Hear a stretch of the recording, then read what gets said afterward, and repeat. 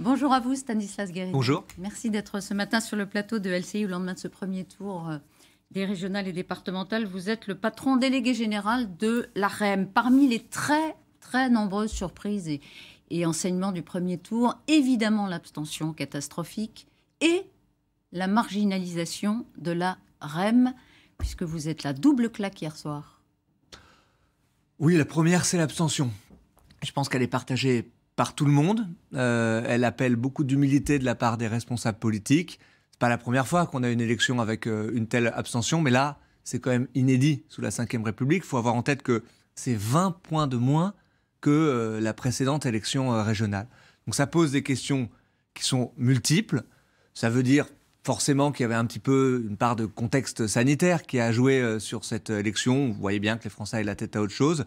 Ça veut dire aussi quand même pour les responsables politiques que si on n'arrive pas à donner envie, si on n'arrive pas à expliquer un peu mieux ce que font les départements, ce que font les régions qui semblent si éloignées de nos concitoyens, eh bien on revivra des soirées comme celle-là.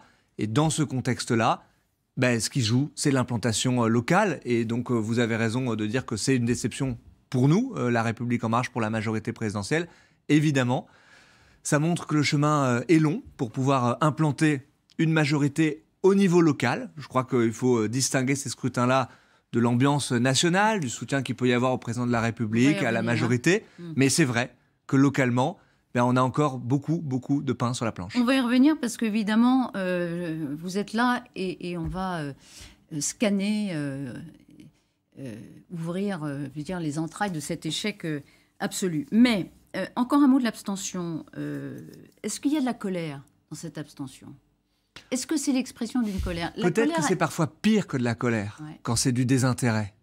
Vous savez, quand les gens, dans une réunion publique, quand on les rencontre sur un marché, et qui viennent nous dire leur désarroi, et qu'on peut avoir un moment de dialogue, bien souvent, parce qu'on écoute, parce qu'on comprend des difficultés, on se rend compte qu'on peut un petit peu corriger le tir d'une certaine façon. Le pire sont les gens qu'on ne voit jamais dans les réunions, qui ne viennent même plus à nous, parce qu'en réalité, pour eux, la politique, ça ne peut plus rien changer.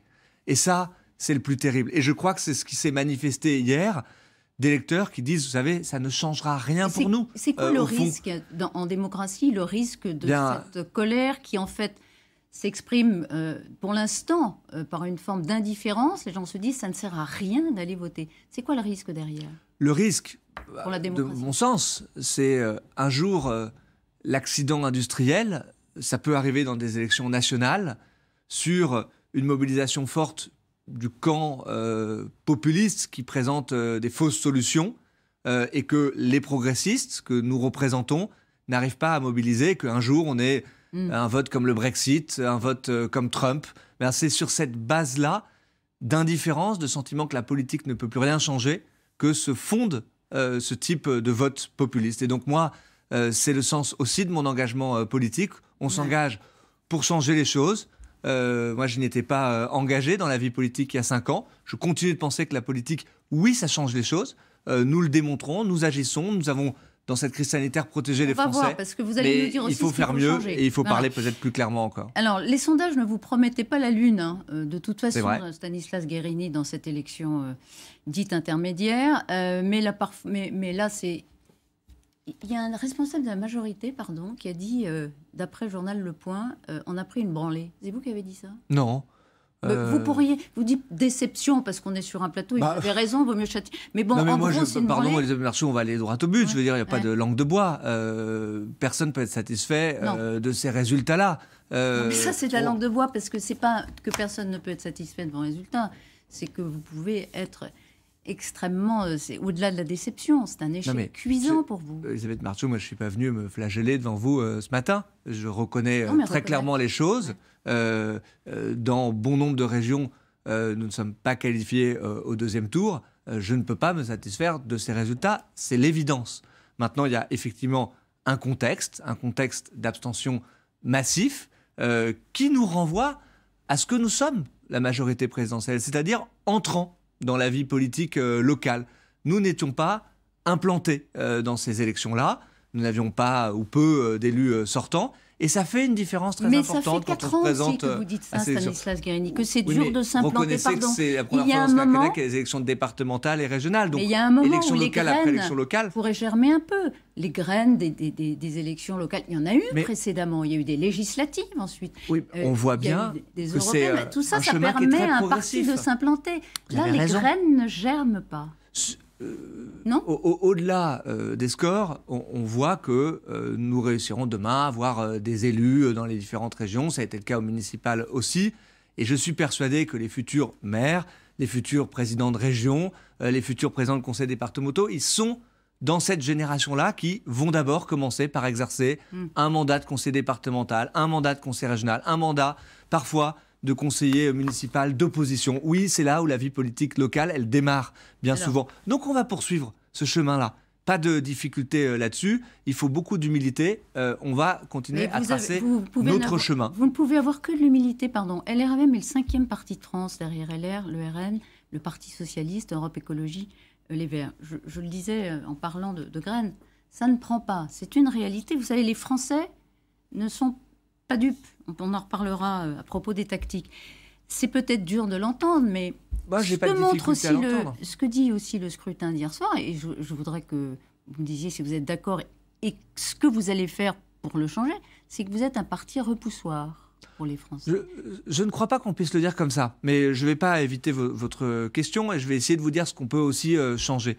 D'abord, je ne crois pas que ce soit le cas, parce qu'en réalité, l'analyse qu'on peut en faire, c'est que quand on n'est pas implanté dans cette élection, quand on n'a pas l'ancrage préexistante, alors c'est très difficile. C'est ce qui s'est passé hier.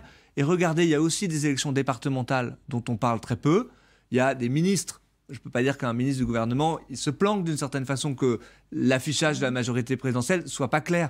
Bien, les ministres qui se sont présentés au départemental, parce que précisément ils étaient implantés dans leur canton, vous le dire. Ils ont gagné. Ils avaient un ancrage local antérieur. Bien sûr. Et Messieurs Darmanin et Lecornu, par exemple, ils avaient un ancrage local antérieur à votre Gérald arrivée Darmanin, Sébastien Lecornu, Brigitte Klinkert, Brigitte Bourguignon, qui est sorti en tête hier. Il y avait des ancrages locaux bien sûr, antérieurs à l'existence de la reine. C'est exactement ce que je suis en train de vous dire. Simplement, pour relativiser un tout petit peu, je pense que le fait principal d'analyse, c'est cette difficulté d'implantation. Maintenant, pour répondre à votre question, oui, je crois que si on ne parvient pas à donner envie, c'est-à-dire à projeter le pays dans un avenir désirable, à montrer qu'on peut faire plus pour notre jeunesse, que oui, on peut réussir à réindustrialiser le pays, qu'on peut investir, que la France peut être une nation extrêmement attractive. On le voit en ce moment pour les investissements qui viennent s'y faire, qu'on peut innover d'un point de vue technologique, alors on sera toujours en difficulté. Et moi, je crois que la clé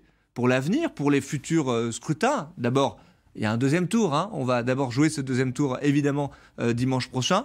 Mais la clé pour l'avenir, c'est effectivement d'être capable de proposer un projet de société qui donne envie. En 2017, Emmanuel Macron, il a été ce candidat positif, optimiste, qui a tracé un projet de société. Je crois que le principal enjeu qu'on a, c'est celui-là. Vous me direz comment? On va aller un peu plus vite, si vous voulez bien, parce que un mot des Hauts-de-France. Laurent Pietraszewski, secrétaire d'État en charge des retraites, comptait rien de moins que 4 autres ministres sur ces listes, dont Éric Dupond-Moretti ne se qualifie pas pour le second tour. Là aussi, si c'était à refaire, par exemple, si c'était à refaire. Mais moi, c'est pas comme ça qu'on vit la vie politique, Elisabeth Martichoux. Tirer des leçons, c'est important.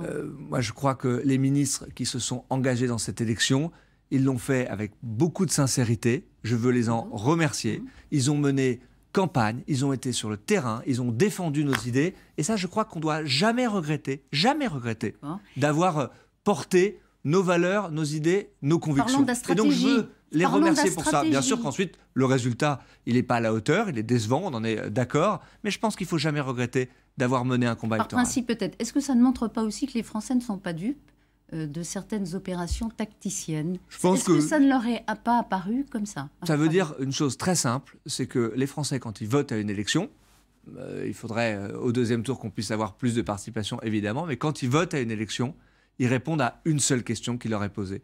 Et en l'occurrence, ils ne répondent pas là à une question nationale, ils ne répondent pas à savoir qui sera le prochain président de la République, ils répondent très simplement à la question régionale ou départementales. Donc vous dites en creux que c'était un tort de nationaliser cette élection. Mais en l'occurrence, 5 ministres sur place. On voit bien que la réponse très claire, hier que les électeurs qui sont allés voter ont apporté, c'est une réponse de prime aux sortants.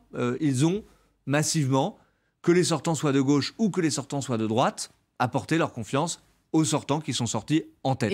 Et donc ils ont répondu régionalement. Eh bien, quelles leçons sur votre stratégie? Tout simplement que ces élections locales doivent toujours être abordées comme des élections locales. Donc, de ce point de vue-là, les ministres qui se sont engagés, ce n'était pas des parachutages, ce n'était pas des ministres qui ont été envoyés ici ou là. C'est vous qui m'interrogez là-dessus. Non, mais on ne va pas revenir sur la genèse. Je crois qu'il faut des gens ancrés dans leur territoire. Ces ministres-là, ils ont un ancrage dans ce territoire. Il me semblait que ce n'était pas illégitime de pouvoir y aller. Je vous parlais plutôt de la stratégie, mais par exemple, Xavier Bertrand, qui est quand même, vous reconnaissez, un des grands vainqueurs hier soir. Il sort très en tête, évidemment, de son élection. Il gagne plus de 17 points par rapport à 2015. Sa stratégie de clarté, elle pouvait être jugée risquée sur le papier. Elle a été validée hier par les électeurs. Il l'a dit, je serai candidat en 2022. C'était clair, c'était assumé. Et ça a été validé. Oui. La clarté. Moi, je continue de penser que se présenter à une élection en disant que quoi qu'il arrive, on ne siégera pas au sein du conseil régional, je continue de penser que c'est un peu étonnant. Il avait dit, il partira quoi qu'il arrive d'une certaine façon. Mais il faut le reconnaître. Vous lui donnez le point. Mais bien entendu, quand on fait un bon score de premier tour, il faut absolument reconnaître ça. Ce que je constate aussi, c'est que l'extrême droite a été moins haute qu'annoncé dans cette élection. Peut-être d'ailleurs pour des raisons similaires, vous m'interrogez sur la majorité présidentielle, là aussi d'ancrage d'une certaine façon. Tant mieux, parce que nous avions un combat dans cette élection, c'est que l'extrême droite puisse reculer, ça a été le cas hier. Le vote est secret, bien sûr, mais donc Emmanuel Macron va voter Xavier Bertrand la semaine prochaine. Ça serait la logique. Et peut-être que ça arrivera un jour à Xavier Bertrand de voter pour Emmanuel Macron. On verra, on n'en est pas là pour l'instant. Vous me parliez du Rassemblement national. C'est significatif pour le RN, le résultat décevant par rapport au sondage, ou est-ce que c'est la mécanique de l'abstention? Ça ne veut rien dire pour la suite.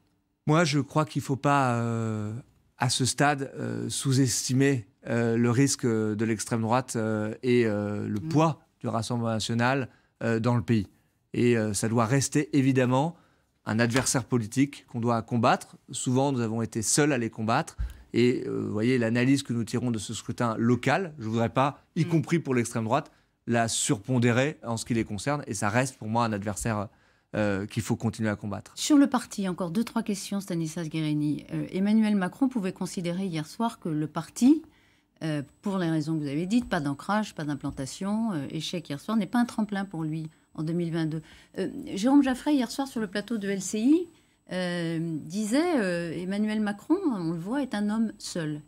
Il ne peut pas compter sur le parti? Vous savez, c'est pas vrai. Je pense qu'il y a une majorité présidentielle qui l'entoure, qui, à l'Assemblée nationale, vote les lois aujourd'hui plus largement qu'au début du quinquennat, qui s'est présenté à ces élections, qui n'a pas fait le choix de les enjamber, avec beaucoup de personnalités de poids.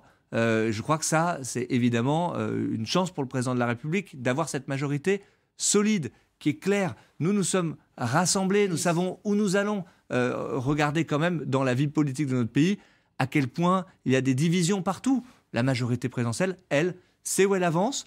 Et on sort d'un contexte de crise sanitaire absolument inédit qui remet beaucoup de choses en cause. Moi, je crois que ça reste quand même l'enjeu principal pour le pays, de savoir comment on va se reconstruire plus fort, comment on en parlait il y a quelques instants, pouvoir trouver des solutions aux grands défis qui sont devant nous, l'avenir de notre modèle social, rembourser la dette, réindustrialiser notre pays, répondre aux enjeux d'inégalité, donner une chance à la jeunesse. Bien, la majorité présidentielle, je peux vous le dire très clairement, elle est entièrement mobilisée sur ces grands enjeux-là, derrière le président de la République. Votre mandat va jusqu'à fin décembre? Oui, c'est ça. Est-ce que vous vous représenterez? Je n'en ai pas encore pris cette décision. Vous avez donné depuis des années. Est-ce que vous avez envie? En tout cas, moi, j'ai aucunement l'idée de remettre en cause mon mandat aujourd'hui. Je sais Et je l'ai dit, je crois, avec humilité ce matin. Il ne faut pas anticiper le changement de patron du parti qui vient de prendre une déculottée. Mais je crois que le chemin qui nous reste à parcourir, il est très important. Moi, je n'ai pas envie aujourd'hui de me mettre de côté de ce travail collectif qu'on doit mener au sein de la majorité présidentielle. Donc ça, c'est un message à ceux qui aimeraient que vous partiez plus tôt. On dit dans la Macronie que vous ne partirez que si vous êtes ministre. Vous savez, pardonnez-moi, mais à chaque fois... Enfin, en tout cas, je vous le dis très clairement ce matin, je n'ai pas l'intention de remettre en cause mon mandat. Parce que je crois qu'il nous reste du boulot à faire et que moi, je veux participer à ce travail-là. Collectivement, je crois que je l'ai toujours fait de façon collective. Donc, c'est mon état d'esprit entièrement. Après, à chaque fois qu'il y a des remaniements, des rumeurs de remaniements, c'est très sympathique. D'autres que moi mettent mon nom là-dedans. Vous savez, j'ai pas une expérience de décennies dans la vie politique, un tout petit peu depuis le début de ce mandat. Je crois que tout ceci est très secondaire. Merci Stanislas Guerini d'avoir été ce matin sur le plateau de LCI. C'est à vous, Marie-Aline.